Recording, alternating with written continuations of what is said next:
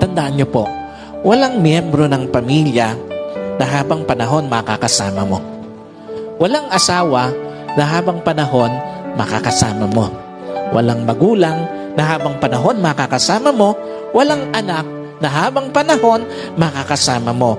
And at the same time, wala din namang kapatid na habang panahon makakasama mo. Meron lang itinakdang panahon ang Diyos para makasama sila sa buhay mo. Meron lang itinakdang panahon ng Diyos para ma-enjoy mo yung mga panahon na makakasama sila. Bawat panahong kasama ang pamilya, pahiram ng Diyos. Bawat panahong kasama mo sila o bawat araw na kasama mo sila, kabawasan yon sa panahong makakasama mo sila. At bawat sandali na lilipas, palapit ng palapit yon sa pagtatapos ng pahiram na panahon sa iyo ng Diyos.